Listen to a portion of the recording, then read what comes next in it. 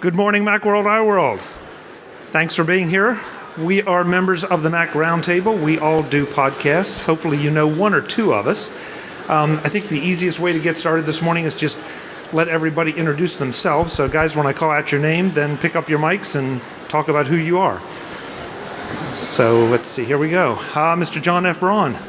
Oh, thank you, Chuck. Hi, John F. Braun. I am one of the hosts or the co-host of MacGeekab podcast. As you can see here, Twitter, you can find me on John F. Braun or the podcast, MacGeekab.com. Thank you, John. Adam? Yep, I'm Adam Christianson. I do the MacCast. So you can find it at MacCast.com, at MacCast on Twitter. Katie? I'm Katie Floyd. I do the Mac Power Users podcast along with David Sparks. You can find me on Twitter at Katie Floyd, or my personal website is katiefloyd.me. Mr. Gamet. Hey there, I'm Jeff Gamet from the Mac Observer, macobserver.com. You can find me on Twitter, jgamet. Okay, Mr. Hamilton. Hey, I'm Dave Hamilton. I am the other co-host of MacGeekab at macgeekab.com, and you can find me on Twitter at Dave Hamilton. Mr. Sparks. Hi, everybody. I'm David Sparks, part of the Mac Power Users, along with my pal Katie Floyd. I'm on Twitter at MacSparky. Mr. Ray. I'm Ken Ray. I do a podcast called macOS Ken, a daily podcast about Apple news Monday through Friday, except when I'm at Macworld, when it doesn't happen, and at macOS Ken on Twitter and Instagram. Allison. I'm Allison Sheridan of the Nosillacast podcast, a technology geek podcast with an ever so slight Macintosh bias. You can find it at podfeet.com, not nosillacast.com, but that's okay. Chuck's bad with the alphabet. It redirects. It does redirect. And I'm Chuck Joyner. I do a little thing called MacVoices at MacVoices.com, and you can follow me at Chuck Joyner. So this What is... about Don McAllister? Oh, Don McAllister. Don McAllister. I say you're not going to come and then I turn up and he's beside him. Oh, Don, I'm sorry. Jeez. What did I say at the beginning of the session? Did you include my slide? I thought... I put... Never mind. Don McAllister, ladies and gentlemen. Hello.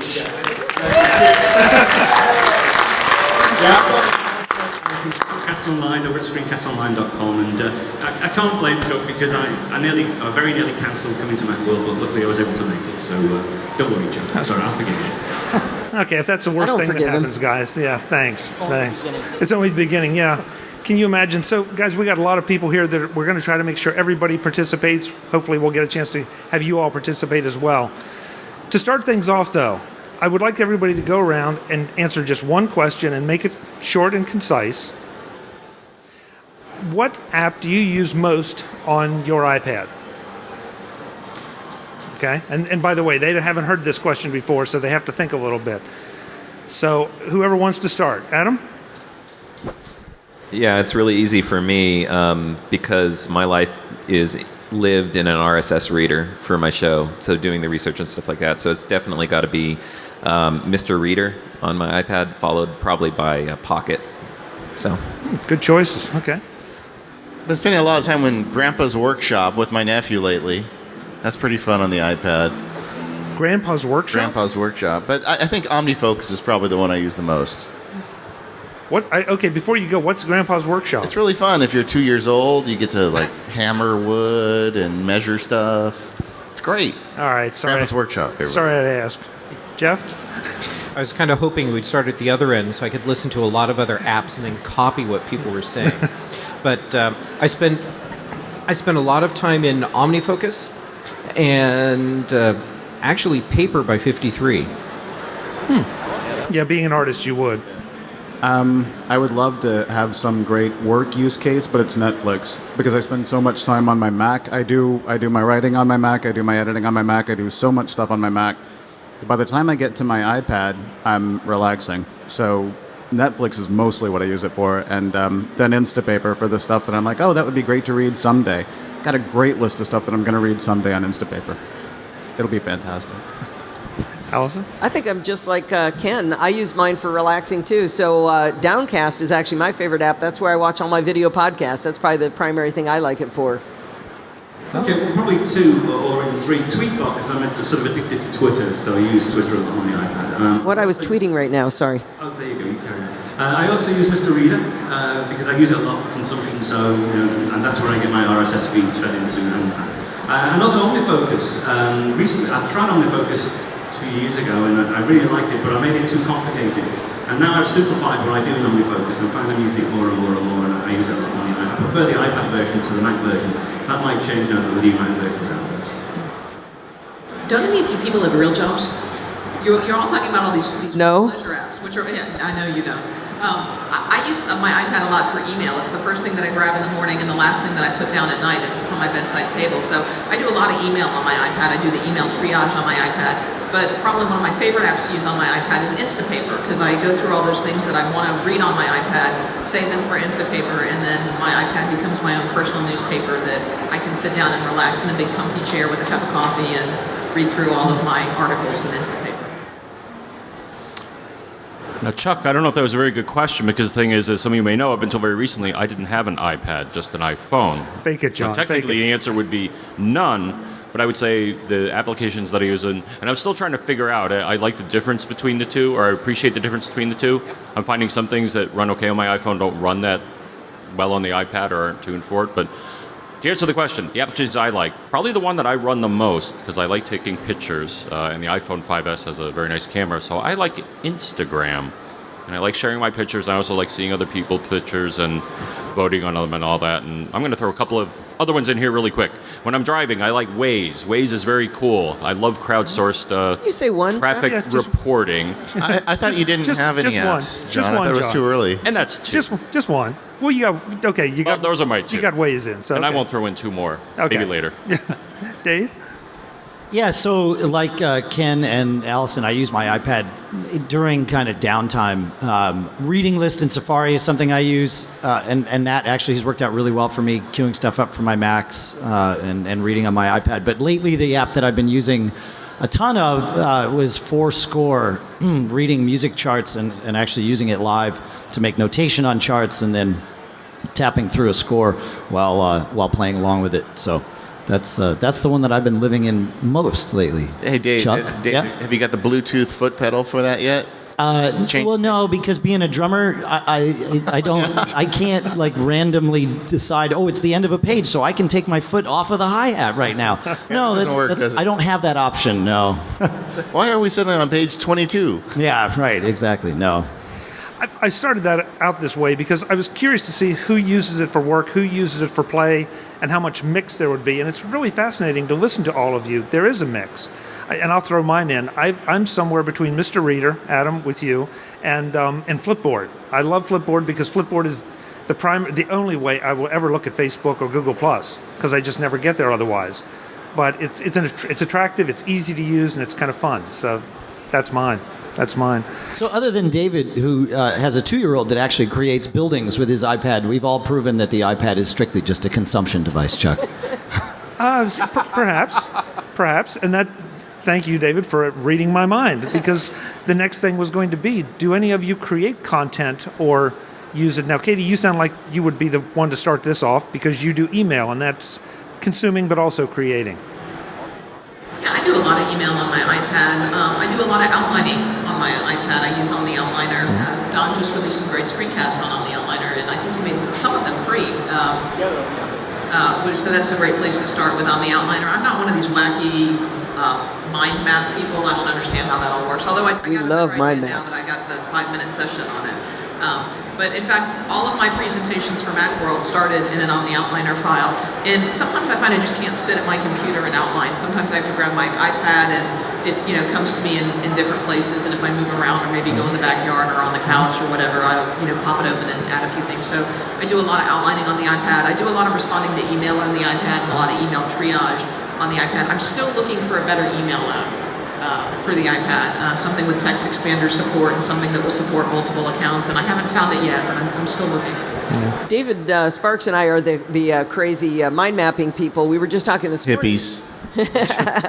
Well, actually, David's presentation in Rapid Fire was really good because it talked about right brain, left brain, and I find using a mind map a really easy way to plan things out. I planned all of my presentations through a mind mapping application called iThoughts HD, and I also use it for my packing list. So I can create different categories of packing things, and I can drop them all in, all the different things I got to do. And then once I've packed my charger for my iPad, I tap it and I change it to yellow, and now I know that one's done. And I can just close them all up as I finish. And I use the same one for Macworld every year because I got to remember this charger and this camera and all this different kind of stuff I got to bring. And I think David does a lot of the same stuff using his. I should share with you my FileMaker automated packing list. I put in the amount of days I'm away, and it knows that, like, pants. How many black I need, shirts? Yeah, well, exactly. How many black shirts? I need one per day. Pants, I might need 1/2 per day, and it calculates the con. Program. That's great. Awesome. I know. Really. There's something wrong with me. Dave, this is exactly why I love you. Okay, I use Omni Outliner all the time, and the presentation I did yesterday, the one I have this afternoon, started in Omni Outliner on my iPad using Omni Sync Server to get it back to my Mac. I write full-on articles for Mac Observer on my iPad in IA Writer, and then it uses iCloud and syncs back to my Mac, so I have the content there so that I can do any other final edits before it actually goes live. And then, of course, I'm drawing all the time in paper, so no, the iPad is not a content creation tool. Well, the only thing I find with the iPad, I love my iPad and I'd use it to create content as well as consume, without wanting to turn it into a mind map, love fest. I've started to use mind maps a lot for, if I'm watching videos, if I'm watching a session where I would normally take notes, I always find that if I take written notes, I'll end up with 6 or 7 pages of notes and never ever refer to them again. With a mind map, it's all there encapsulated on a single page, and I can actually see, everything and focus in on various aspects. I find that to be really good to review videos and stuff. But I still find a bit of friction with the iPad when I'm working. Great for email triage, but more often than not, I'll find that email's going to take me longer than 30 seconds to answer, so I'll leave that and wait till it syncs back with the Mac. And there are lots of sort of little niggly things like that where I probably could do it on the iPad, but it's just that little bit of extra friction that stops me from doing it, and I will revert back to the Mac.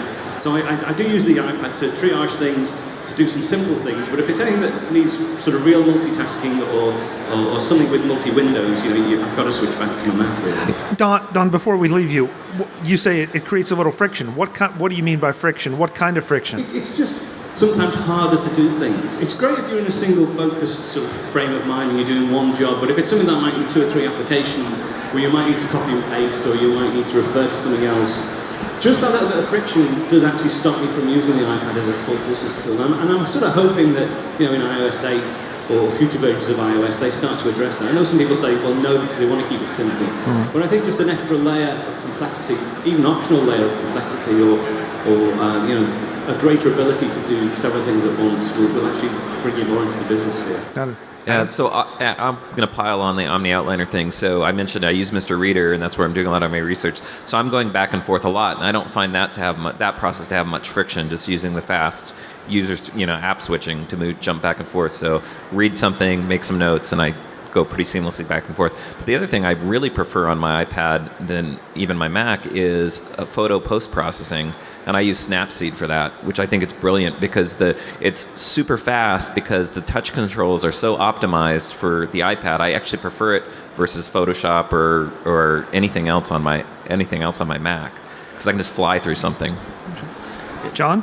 I want to just dovetail on what Adam said here. So, like I mentioned, I haven't tried a lot of tools on there. But I would agree that if I'm doing content creation, when I do photography, I find that the iPhone and I would imagine the iPad touch interface does very well. Instagram is very easy to use. The third-party tools, like I use, Adam says use Snapseed. I like Snapseed. I also like Photoshop Express to do some very minor touch-up. The Flickr app is pretty straightforward. My pushback, though, for the other type of thing, for example, we're posting articles today. We use a tool called Expressions Engine to post them, and I could not imagine using a touch keyboard to get any sort of... They get the same level of throughput that I do when I do it on my computer. At the very least, I think I'm going to be looking into getting an external keyboard because the touch keyboard, it's as good as it's going to get, but, I touch type, and I would just get incredibly frustrated. Plus, the way the file system is organized, I don't know if creating an article would be as quick. I want to take a quick survey of this panel here. How many of you have an external keyboard for your iPad? Define external keyboard. You know, so not just using the touch keypad. Okay, so a cover or an actual cover, Bluetooth keyboard. Right, just Bluetooth Okay. keyboard. Pretty much most of us. How many of you brought it with you? How many of you use it at least once a week? So I don't know if I would invest in it, John. I have one, and I love it, and I never carry it anywhere. I've written full articles on the iPad. In fact, on the iPad Mini in Expression Engine, and editing is fine. Just gotta get used to it. Yeah, Just I get touch you know type all the time. When you were speaking before, Don, about email and that pain point, I feel exactly the same way. For some reason, except when I'm on an airplane. And then I have my MacBook Pro or my MacBook Air, and I could easily pull that out and type on it. But I triage email. I reply to emails, and I'll do a reply that's 5 paragraphs long on my iPad. It is annoying to type on. It is, annoying. but once I get into that mode, there is that pain, and it melts away very, very quickly as soon as, for some reason, when I'm on an airplane. I don't know why. I think it'd be more often than that if you gave it a chance. I've been thinking lately about the idea of delight versus productivity, where we've on these devices, and I think there's a certain amount of delight you get from using the iPad, and I find that I kind of have to embrace that once in a while and not worry about, well, I could type this and be done 3 minutes faster if I had a Mac out. But the fact is, if I had a Mac out, I'd be watching the Twitter in the menu bar, and stuff would be going on. And at the end of the day, it might not actually be faster. You say you have trouble focusing? Everybody here does. I'm pretty sure. Yeah, but some more than others. Yeah, David. but I have rituals where I'll take the iPad with me somewhere, and I'll get a lot of work done. It's not just airplanes, I guess is the point. But it's something you have to embrace, and I do think that the hardware has advanced now that we're with these new processors. The software developers have come a long way in making it more productive, where, I'm constantly reevaluating the role of the iPad in my life. But the thing about delight is the thing I've been really focusing on lately is there's things that I do that are just more fun on the iPad, and why not do it if it's more fun there? Yeah, I have to say that if you do crack something, it is delightful that you actually managed to do it on the iPad. But one thing where Apple have addressed this friction problem I mentioned before, I used to find with using Safari, mobile Safari, 1Password, you could use 1Password on the iPad, but you have to go into 1Password and use their browser to get all these things. The iCloud Keychain is brilliant. iCloud Keychain, if you're using your Mac and your iPad, that's one example where the friction point has been removed by an addition to the operating system. iCloud Keychain on the Mac and on iOS is brilliant. So now, Can I give a PSA on that?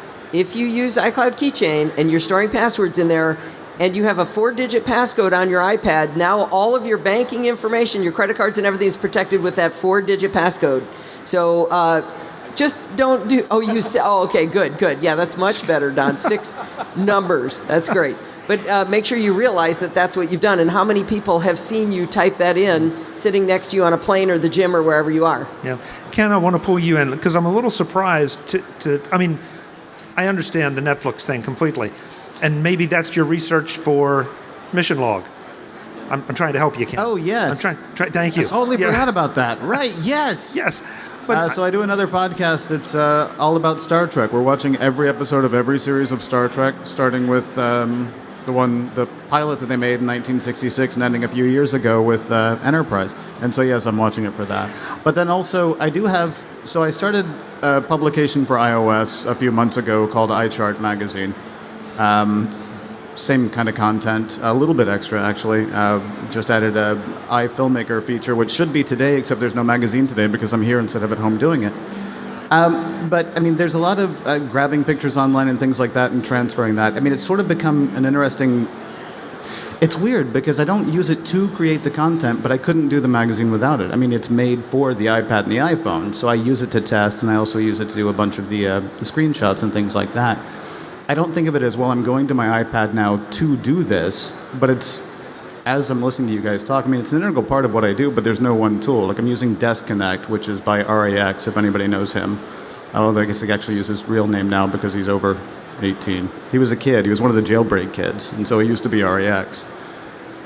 He's got a great tool called Desk Connect, and it basically is the promise of AirDrop, but 1,000 times better because you just sign up and you link up all your devices with it.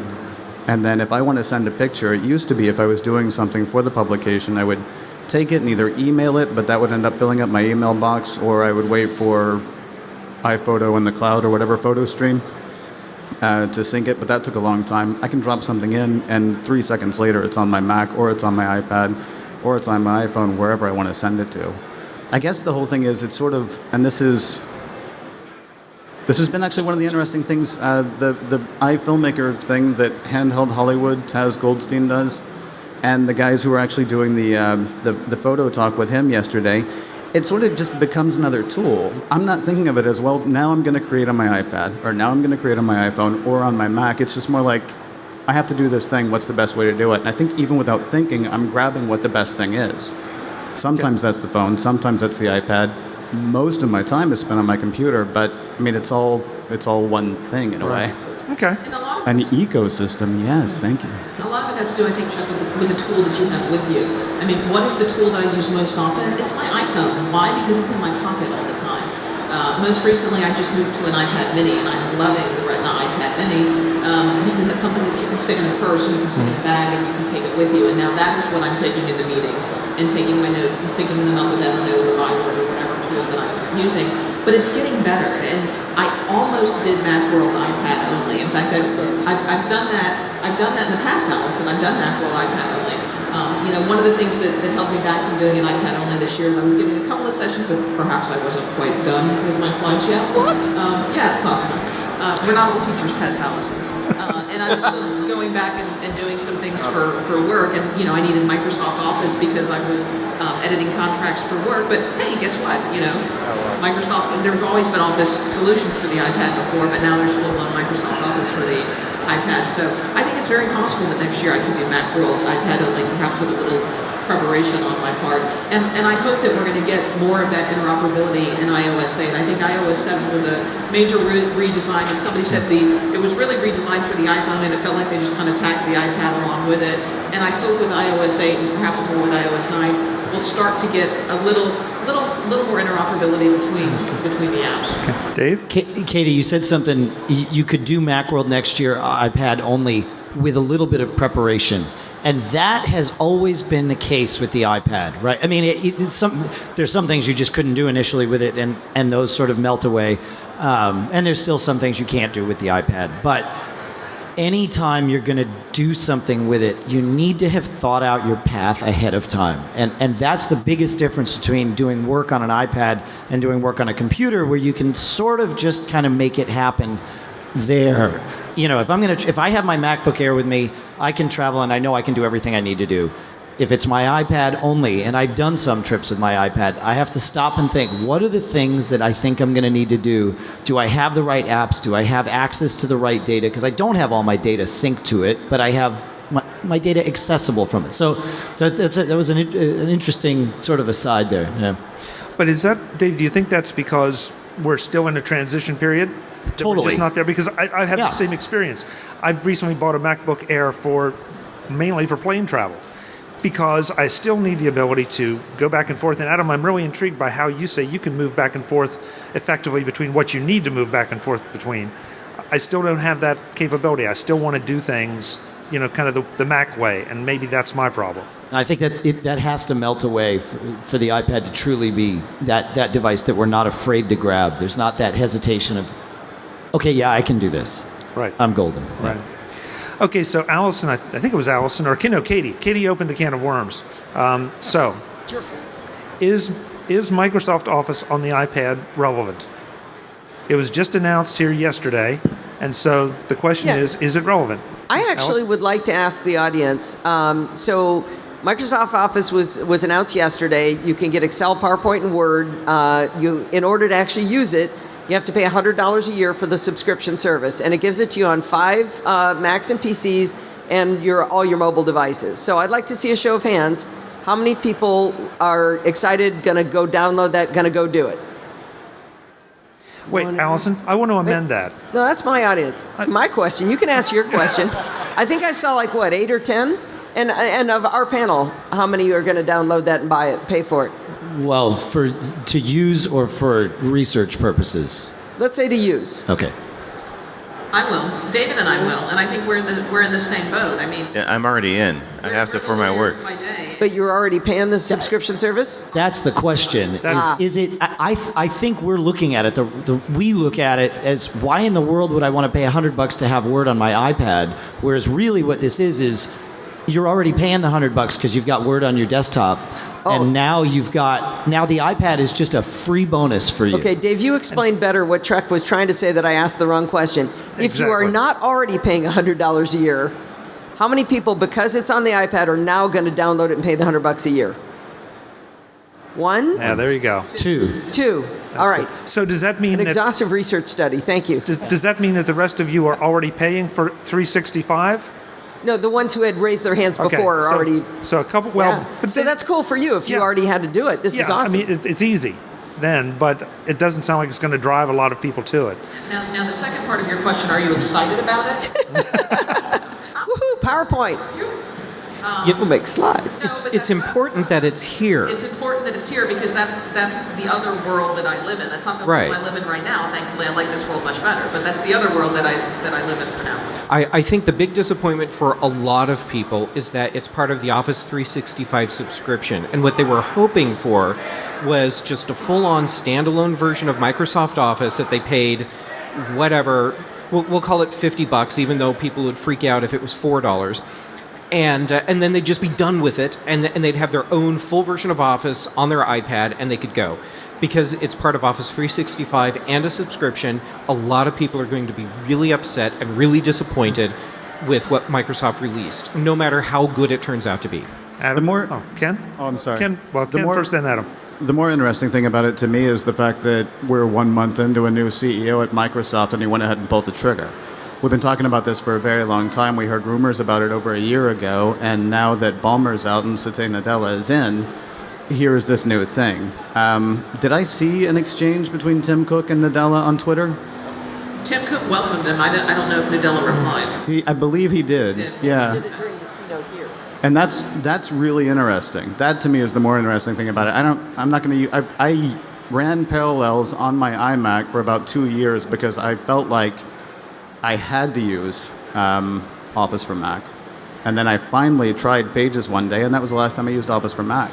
I don't care about that. What's more interesting is the fact that with the new guy at Microsoft, they're willing to let go of some of their old stuff. And that actually makes the whole thing a lot more exciting than what I can use on my iPad and what I can't.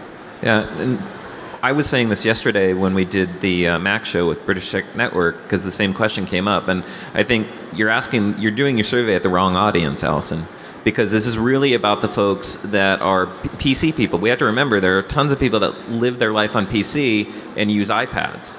And they're living in Office on those devices, and they use Word, and that's what they use. So now they have the ability to easily transition those documents and stuff, and it's going to make the iPad experience that much better for them, which I think is great for Apple products, right? So maybe asking an audience that's already using iPads is not an audience? These folks are using iWork and Pages. He doesn't care what you think at all. That's what he just said. Oh, yeah, that's what I said. So, John F. Braun, I'm curious, do you have any dog in this fight? Because I know you're not an Office user. I am. Are you? No, I'm an okay, Office user. So I am a Office 2011, which is the last version they released for the Mac, and I'm not sure it'd be nice if they released an update. They've already said there's a new version that works. Good. Yeah. Okay, I think I heard that. But yeah, as far as it on the iPad, I think for people that incorporate iPads into their workflow, they've already found another solution long ago. They've either abandoned Office as a standard, or they've gone to, there's a OpenOffice, LibreOffice, I think was one that you made me aware of, Allison. Or you just go, like Ken was saying, you go to something like Pages. I mean, I remember, I think one year they were here, and they were, when the iPad had just come out, I asked the Microsoft guy, so like, how about Office on the iPad? And he's like, well, I can't really talk about that, I took it to mean, it's under wraps and it's coming out next week. No, it was like, they're not, it's not even on their radar. So, yeah, I just think it's too little too late. I thought the interesting thing was it's been so long, and there's these two warring factions at Microsoft. There's the people who want to sell the Surface, and they want Office to be just on the Surface because that's a big selling point for a lot of people that probably aren't at Macworld. And then there was the people that make Office who want to have it on 100 million iPads. And I always assumed when it happened, it was going to be a compromise, that they were going to put it out on iPad, but they were going to cripple it, like they kind of did with the Office app on the iPhone. And I just have spent 10 minutes with it, but following up on Ken's point, they haven't crippled it. It looks to me like they've tried to make a legitimate version of Office It's for the way iPad. better than on the Surface. Yeah. The Surface, the targets are too small for your fingers. So I'm You're good on that. impressed by that. Now, that being said, I have Office in my day job, but I hardly ever use it in my day job either because I'm just nerdy enough I've been able to work around it. And frankly, Office on the Mac isn't all that great. Word for me crashes pretty regularly. I feel like when I start a Word document, that it's like I'm lighting a fuse on one of those old, country western movies, and I don't know how long it is, but the dynamite is under my Mac, and at some point it's going to explode, and it happens pretty regularly, to such an extent that I write stuff in Byword in text, and I give it to somebody else to deal with Office. But I am impressed that it looks like they made an attempt with it. I haven't looked at it long enough to know yet, but they didn't just show up for the sake of showing up. Don? Yeah, the thing that interested me, they actually released it when I was on the plane yesterday, so I didn't actually know about it until I actually got back to the hotel. But they did release OneNote earlier on, or last week, which was quite surprising. Now, I sort of knew that OneNote was on the iPad, but I've never ever really bothered to use it. I'm a big Evernote user. But once they released OneNote for the Mac, that sort of changed the game, really. I can now have a look at this application on the Mac and on the iPad and on the iPhone and evaluate it and see where it stands up. Now, it probably won't replace Evernote for me, but it might have a place. And I just think it's very significant that they sort of did OneNote first on its own, and then the week later they followed it up with Office. Interestingly, on the week of Macworld as well, which I think is During the keynote. It was at 10 a.m. during the keynote. Yeah, so that's quite a nice tip of the hat from Microsoft to the Macworld to release it, on a week like that. This might be the gateway drug for the PC people to bring more of them to the iPad. Sure. That's an interesting point. Okay, here's what I see as the really interesting part about Office 365 coming out for the iPad, OneNote coming out for the Mac and the iPad. It's that we're at an Apple-specific conference.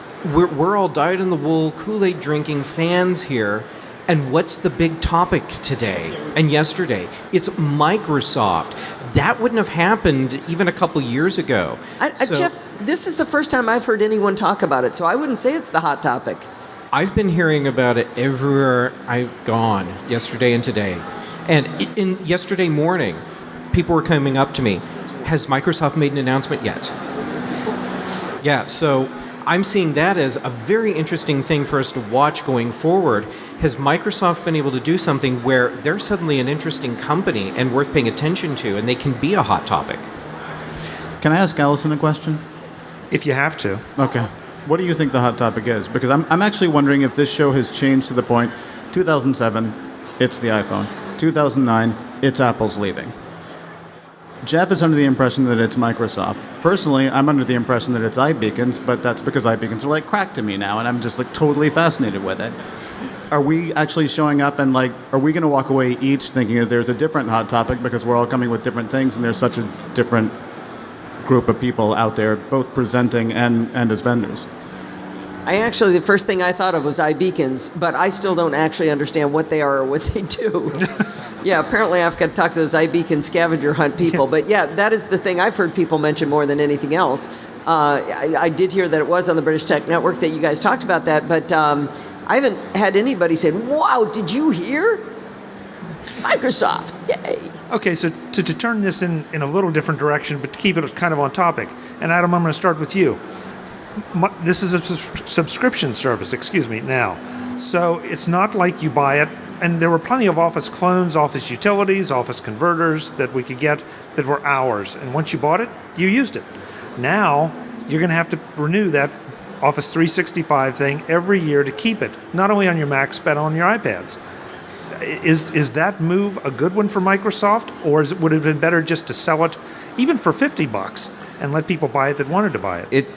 I don't know if it's a good move or not. What I see is that is the trend, and I think that's the future for a lot of the big name vendors. Adobe did it, and Microsoft did it. I'm afraid that's the future of software. Is we are going to rent the stuff And if you want to have access to it, you're going to continue to pay yearly or monthly or whatever. That seems to be the trend they're doing.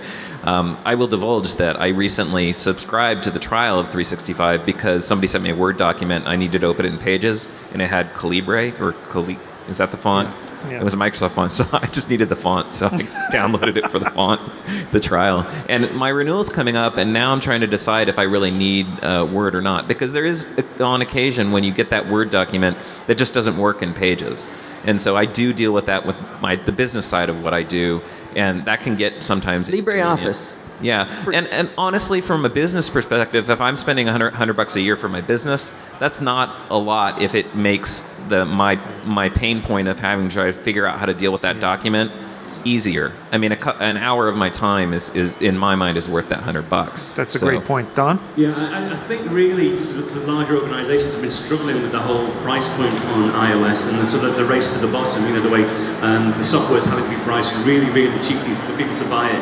And this subscription-based service, I think, is you know, they can give the app to you for free, but to actually use it properly, you need to do a subscription service. And it's probably the only way, really, that these sort of mega corporations are going to be able to actually monetize and keep the bottom line, you know, where they need it by offering these services separately to the actually buying the application. So we're probably going to see a lot more of these sorts of deals, I think. I guess I just question it sometimes because I'm seeing my credit card bill come in, and it gets longer and longer and longer. And I feel like I'm being pecked to death by ducks, you know, as the balance gets bigger all the time. But I do use the services. I think it's really that. I think for a lot of people, it's going to be that business versus consumer thing. And what's great is on the consumer side, we have great options. If I wasn't doing it for my business, if I was just dealing with Office documents, you know, personally and stuff like that, I'd stick with Byword and Pages and all that stuff and be perfectly fine. But I live in a wider world in my business world. I think Jeff brought up that this is good for Apple, and Steve Sheridan tweeted an article from Reddit he saw this morning that Apple is getting the 30% cut off those subscription services.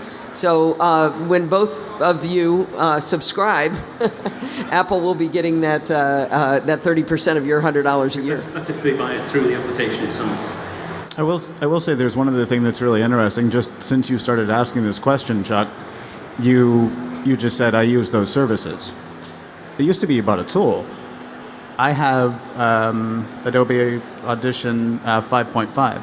I don't think I'll be going past that. And I may even have to hold on to my 13-inch MacBook Pro for as long as I possibly can when it's only good for one more thing, and that'll be using Adobe Audition 5.5, because otherwise I have to start paying them every year to use it, and that kind of bothers me. But you've already started the transition, because you didn't say, I use this piece of software or I use this tool. You said, I use these services. Word didn't used to be a service, and now it is. Okay, I confess, I'm guilty. Or I've been brainwashed. I wasn't really accusing you. I just thought it was interesting. Well, Can we all just take 1 minute to say we miss Word 5? 5.1. Yeah, 5.1. Yeah. I'll pay a subscription for that. Yeah, that's true. I've got my old SE30 if you want to run it there. I think I'd like that. It's really fast. Yeah. Guys, we only have a little bit of time left, and I want to make sure we give the audience a chance to come up and ask any questions you might have about pretty much anything of anybody here on the stage except Allison. Is there a mic over here? Oh, yeah. Oh, they put the mic up here. Okay. If you want to drag it back then with you, Linda, thank you.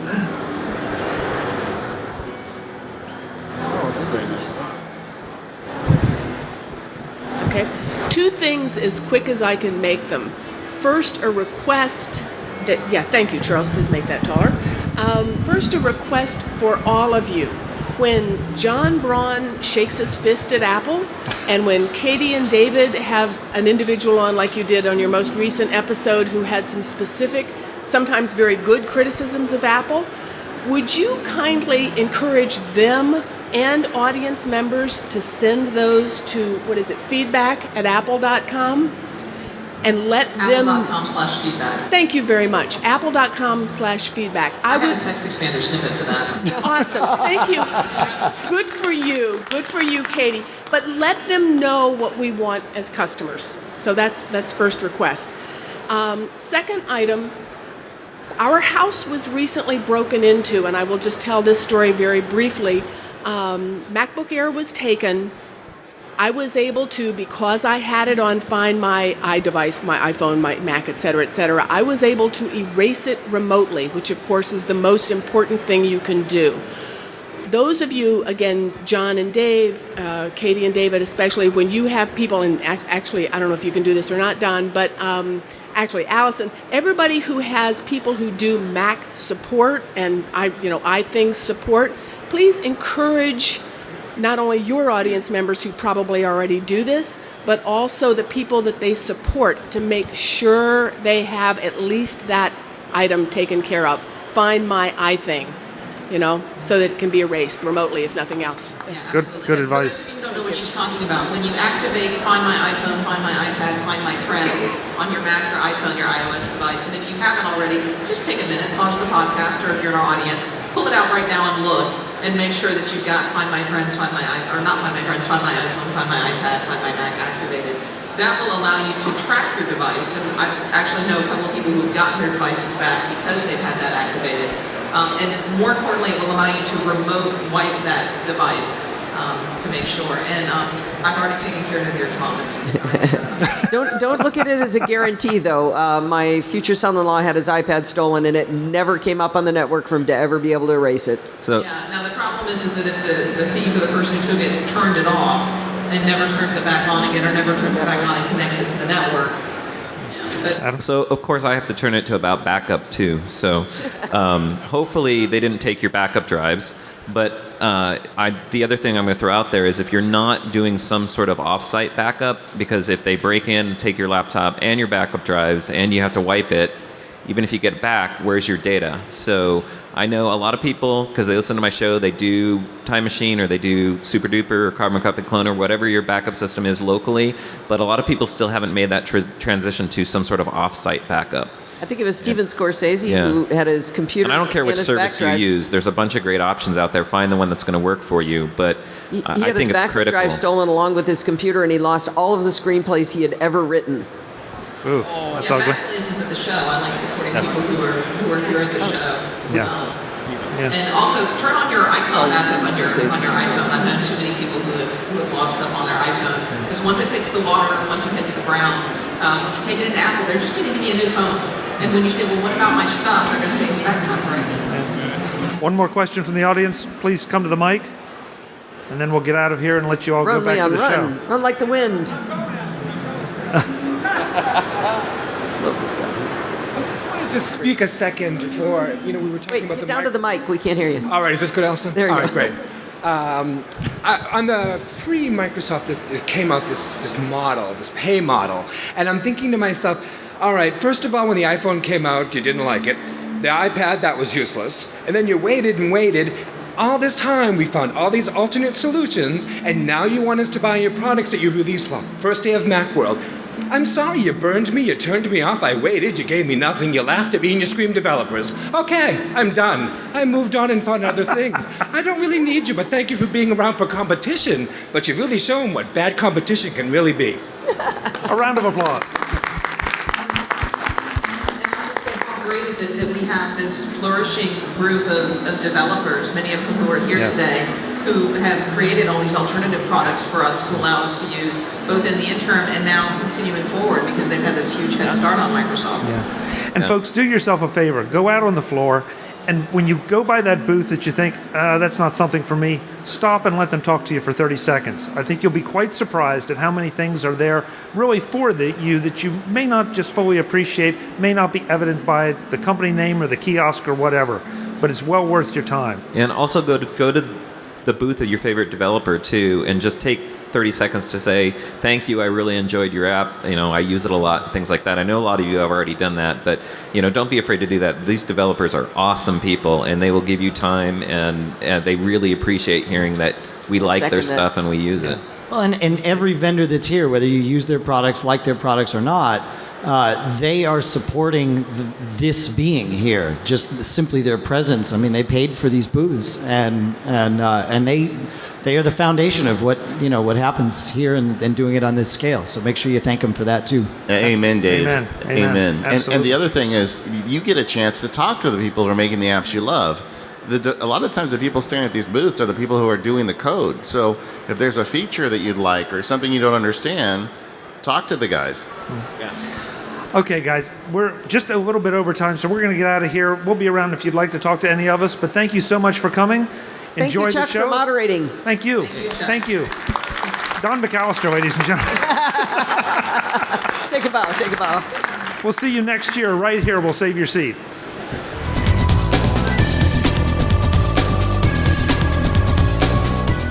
Camera work by John Zakowski of Azimuth Productions Video San Francisco at videosanfrancisco.com. Visit MacVoices.com for links, show notes, to subscribe, to connect with Chuck on Twitter, app.net, Google+, and Facebook. Subscribe to our weekly newsletter, the Mac Voices Dispatch, to stay up to date with all the latest Mac Voices news from our front page or at macvoices.com/newsletter. Advertising and sponsorships handled by Backbeat Media at backbeatmedia.com.